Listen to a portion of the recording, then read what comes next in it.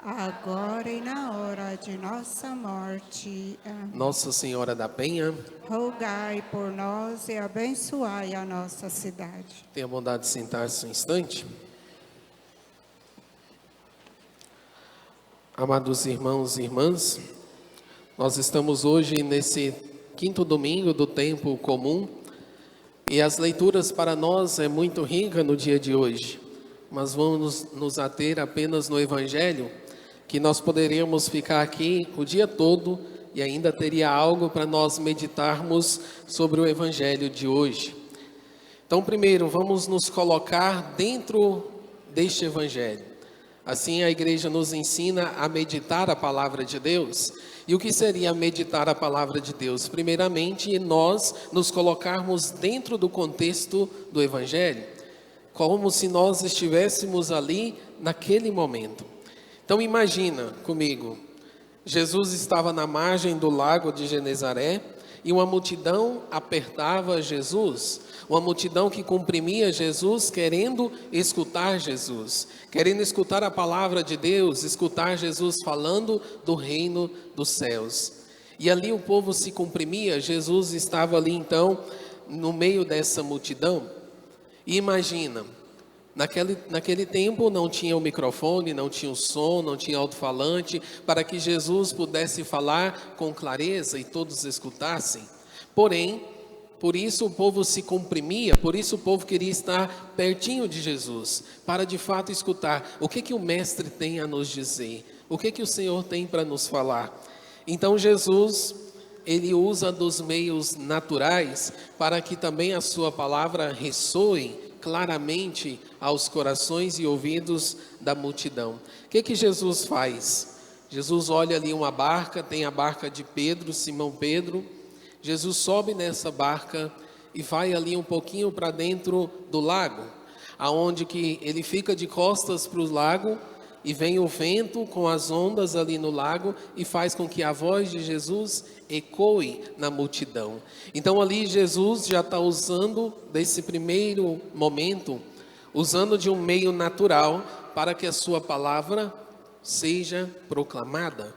Mas isso já é um sinal profético, porque Jesus, ele quer que os discípulos, os apóstolos, sejam aqueles que façam ecoar a voz de Deus no meio do mundo.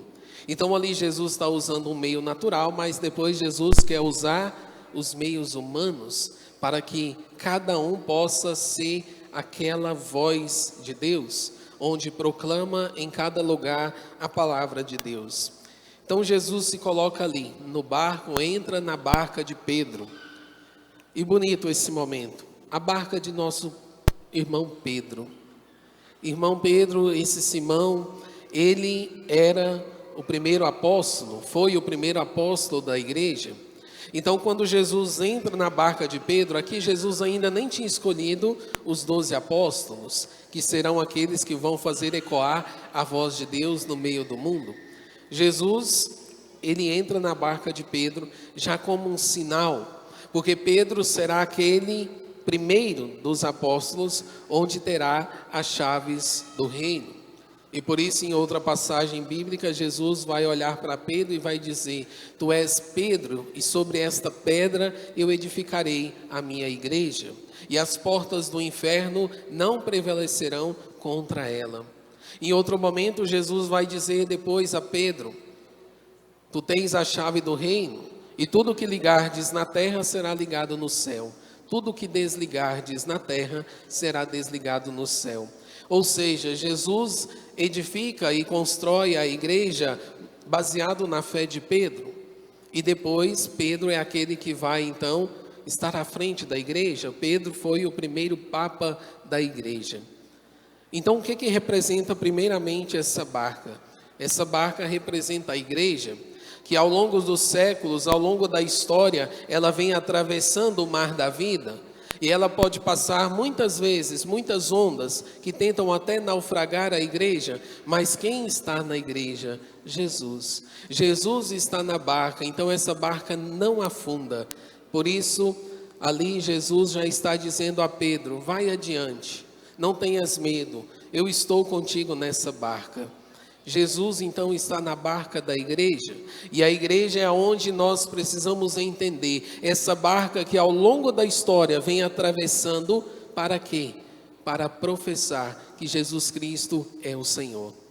E essa barca então tem a missão, a igreja tem a missão de anunciar Jesus, de proclamar nosso Senhor e também de denunciar o erro, o pecado e o mal. E assim, essa missão continua até hoje, e por isso vem passando, sob a sucessão apostólica de geração em geração, e hoje nós temos o Papa Francisco que está ali à frente da igreja. Tem os demais apóstolos, que são os bispos, os demais discípulos que colaboram com os apóstolos, que são os padres. Então até hoje a igreja continua a sua missão.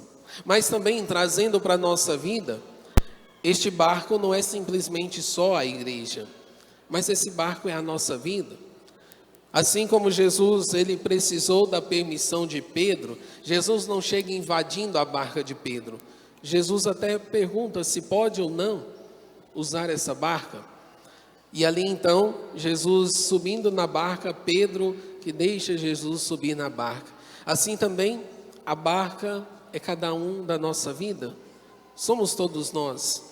E precisamos deixar e convidar Jesus para entrar na barca da nossa história. Porque quando Jesus está na nossa barca, nós não vamos afundar, nós não vamos nos naufragar, porque Jesus está conosco. Então que hoje, nesse primeiro ponto, possamos pedir: Jesus, entra na barca da minha vida. Jesus, entra na barca da minha família. E às vezes no mundo de hoje, quantas ondas vêm contrárias para tentar afundar a minha vida, a minha família, o meu lar e assim por diante. Então que hoje, primeiramente, vamos pedir essa graça. Jesus, entra na barca da minha história e toma o leme dessa barca, conduz essa barca conforme a tua vontade. Em outro momento, depois Jesus, já nessa barca, pregando o Evangelho, Jesus olha para Pedro e diz: ide para águas mais profundas e lançai as redes. Aqui nós temos um ponto importante. Quem era Pedro? Pedro, Simão, era um pescador. E ele então pescava. Mas assim, trazendo para os nossos dias atuais, não ressoa tão importante como naquele tempo. A pesca para Pedro não era como é para nós hoje, um lazer, um momento gostoso de ir ali pescar, um esporte. Não, como o padre gosta de pescar para esfriar um pouquinho a cabeça. Não, para Pedro era diferente. A pesca para Pedro era a sua profissão. Então ele dependia da pesca para colocar o pão de cada dia lá dentro da sua casa. Então, quando Jesus chega e fala para Pedro: ide para águas mais profundas, Pedro até fala: Senhor, mas nós trabalhamos a noite inteira. Ou seja, é como se dissesse: Senhor, o Senhor sabe de carpintaria, porque Jesus era carpinteiro. Quem entende de pesca sou eu. O Senhor não entende nada de pesca. Da mesma forma, tem o padre. O padre entende das coisas espirituais, não da medicina. Da medicina é um médico. Porém, Pedro sabia que ele, Jesus, não era profissional na pesca. Porém, sabia também que Jesus era Deus. E por isso ele diz: em honra à tua palavra, Senhor, eu já pesquei a noite inteira, sei que não tem peixe, mas em honra à tua palavra eu vou lançar as redes. E aí então Pedro sai, vai para águas mais profundas e ali lança a rede. E tem a pesca milagrosa. Tantos peixes, que precisou de outra barca vir, e as redes quase se rompiam e as barcas se afundavam. No contexto bíblico, esta palavra, quando Pedro lança as redes, ela também conota uma outra palavra que quer dizer: enquanto Pedro lançava as redes, Deus concebeu o peixe. Ou seja, o que é conceber? Não tinha, passou a ter. Uma mulher que concebe um filho, antes ela não tinha um filho, agora ela concebeu e tem um filho. Assim também, antes não tinha peixe de fato, mas no momento exato que Pedro ele obedeceu a palavra do Senhor. Deus concebeu, Deus criou o peixe para que ele pudesse ali pescar. Então nós temos aqui uma realidade para nós hoje, a fé. A fé de Pedro. Pedro que sabia de todas as circunstâncias da pesca, porém ele teve fé, fé em Cristo. E por isso, em obediência à fé, ele lança então as redes. E aqui nós temos uma realidade para nós, sobre a fé. Cada um de nós temos a fé. A igreja nos ensina que nós temos 3 degraus da fé. O catecismo da Igreja Católica nos diz que nós temos a fé infusa, a fé teologal e a fé carismática. A fé infusa é aquela fé que nós recebemos no batismo. Logo mais depois da missa teremos o batismo, a fé que será infundida nos corações dessas crianças. Então nós temos a fé infusa, recebemos no nosso batismo. Os nossos pais, os nossos padrinhos representam diante de Deus e pede a graça da fé, da luz da fé a nós que somos batizados. Porém, essa fé precisa ser cultivada ao longo dos anos. Na fé infusa recebemos os dons do Espírito Santo, mas precisamos, ao longo da vida, cultivar a nossa fé. E aí entra depois a fé teologal. A fé teologal é aquela fé que nós já vamos, então, procurando estar na presença de Deus, aprofundar os ensinamentos, participar dos sacramentos e assim por diante. E na fé infusa, tem muita gente que fica só na fé infusa. Ou seja, quantos católicos que são batizados, mas que não estão na igreja, que não vêm na missa, até diz, acredita em Deus, rezo lá de casa. Será que vale, hein? Então é uma fé ainda muito rasa, está numa fé ainda só de acreditar em Deus, mas não tem compromisso com Deus, não procura viver na graça, não procura se confessar, não importa se vai na missa ou se não vai, tanto faz. Então ainda está numa fé muito rasa. Precisa mudar para outro degrau. E aí o outro degrau é a fé teologal. E na fé teologal, espero que aqui nós estejamos, pelo menos nesse segundo degrau, que ainda não é o nosso lugar. Nesse segundo degrau é aquela fé que nós então precisamos aprofundar, temos fé, acreditamos em Deus, obedecemos os seus mandamentos, viemos à Santa Missa, participamos, confessamos, tem consciência do pecado, sabe que não posso comungar em estado de pecado mortal, senão estou cometendo o sacrilégio e assim por diante. Então tem consciência de que eu sou pecador e que Deus é maior. E diante dessa consciência, busca a fazer aquilo que é certo e abandonar aquilo que é errado. Fé teologal. Porém, precisamos nós alcançarmos a fé de Pedro, de hoje, que obedece nosso Senhor e vai para águas mais profundas. E essa fé é a fé carismática. Fé carismática que não é de renovação carismática católica, não.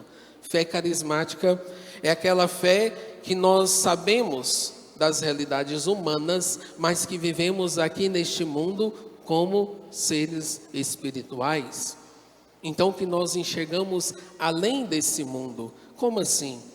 Na visão hoje de Simão Pedro, se ele olhasse meramente humano, o que Pedro via? Pesquei a noite inteira, não peguei nada, e agora chega esse tal de Jesus e fala, lança para águas mais profundas. O que ele pensa que é? Ele não entende nada disso. Porém, Pedro não fica nessa fé. Pedro, então, ele imagina, olha, humanamente falando, eu estou frustrado. Pesquei a noite inteira e nada peguei. Mas em honra a tua palavra, ou seja, enxergando além do humano, eu vou lançar as redes. Assim também trazendo para a nossa vida, essa fé que nós precisamos alcançar, uma fé de olhar com o olhar da fé, viver esse mundo humano com o olhar espiritual. E aí é aqui onde nós vamos contemplar a cura, o milagre, as libertações, as graças que Deus pode fazer. Porque nós excedemos, estamos num nível mais alto. E foi o que Pedro fez. Saiu de uma fé rasa e aprofundou, deixou Deus, trazendo para a nossa vida. O que seria essa fé? É que nós também olharmos para tudo que estamos vivendo. Às vezes, humanamente falando, eu estou frustrado. Às vezes, eu até já escutei, vamos supor, de uma doença. Um médico que me fala, olha, humanamente falando, não tem mais o que fazer. Mas aqui é onde entra a fé carismática. Olha, humanamente falando, você pode dizer que não tem o que fazer. Porém, eu acredito que Deus é maior. Porém, eu sei que Nosso Senhor está na barca da minha vida. Então, eu coloco nas mãos de Deus isso. Mesmo que, humanamente falando, não tem mais o que fazer. Mas para Deus tem. E aqui é onde nós entendemos. Quando nós ficamos numa fé rasa, tudo se torna desespero. Se é uma doença, se é o luto, se é a perda de alguém, se é uma dificuldade que eu enfrento, tudo vem como desespero. Enquanto que a fé carismática, indo para outro nível, indo para águas mais profundas, eu posso estar na miséria, não importa, Deus está comigo. E aqui é onde nós precisamos hoje alcançar esta fé. Pedir a nosso Senhor. Se no início nós falamos em pedir, Jesus entra na barca da minha história, agora nesse momento pedir também, um segundo ponto. Jesus, dai-me uma fé viva.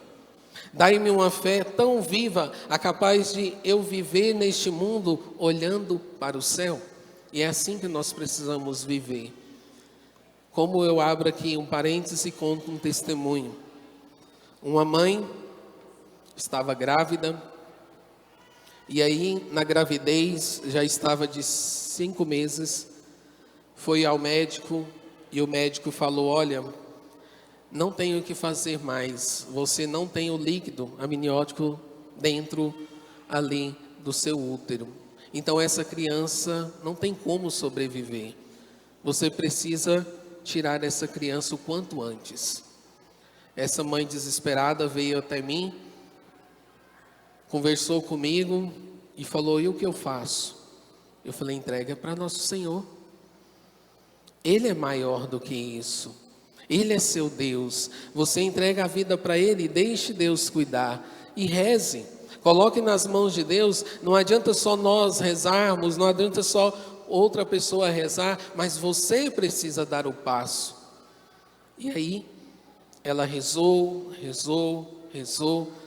pediu a Deus para acalmar o coração dela, comungou nosso Senhor e falou, Jesus, tu agora estás em mim. Se tu estás em mim, Jesus, visita também meu filho no meu ventre. E aí ela começou a fez uma novena e ficou durante esses 9 dias sem voltar ao médico. Depois que terminou a novena em honra a São Rafael, ela voltou ao médico, foi a outra médica também e pediu novos exames. E quando ela chegou lá, o médico falou, por que o outro médico falou que era para tirar essa criança? Não, porque não tem mais o líquido. Não, está perfeito, você não tem mais nada. A criança está saudável, está tudo ok. Você pode levar a gestação tranquilamente. Ou seja, realmente para a ciência estava comprovado que ali não tinha o que fazer. Mas Deus é maior, Deus faz milagres, assim como Deus realizou milagre dos peixes. Deus pode realizar milagre na nossa vida, basta nós acreditarmos. E diante desta realidade, Simão, quando vê o milagre de Deus, o que ele entende? Eu sou um pecador, porque a princípio eu até duvidei, e por isso se coloca aos pés de Jesus e diz, afasta de mim, Senhor, porque sou um pecador. Então, quando nós vivemos essa fé carismática, que é aquela fé que nada nos abala, nós também reconhecemos as nossas falhas, as nossas fraquezas. E aí Jesus vem com uma palavra, e essa palavra que hoje nós vamos para casa com essa palavra. Não tenhas medo. Não tenhas medo de entregar nas minhas mãos a sua vida. Não tenhas medo de deixar eu cuidar dessa situação. Não tenhas medo de passar pelas ondas da vida. Não tenhas medo. Jesus está conosco. E assim Jesus traz essa palavra a Pedro E depois diz: de hoje em diante, tu serás pescador de homens. O que seria pescador de homens ali para Pedro? Chamando ele para o ministério de pescar almas para Deus. E aí entra aqui o ministério dos apóstolos, dos sacerdotes, mas não só. Cada um de nós fazemos parte dessa missão, de continuar a levar e ressoar a voz de Deus aonde nós estamos. Ser pescador de homens é levar Deus às pessoas. E cada um de nós podemos fazer isso. Cabe a cada um de nós vivemos essa fé como a de Simão. Então que hoje nós possamos pedir esta graça. Primeiramente, Jesus, entra na nossa barca. Depois, Jesus, dai-me a graça de uma fé viva. E depois, envia-me, Senhor, para que eu proclame a Tua palavra. Louvado seja nosso Senhor Jesus Cristo. Nesse momento,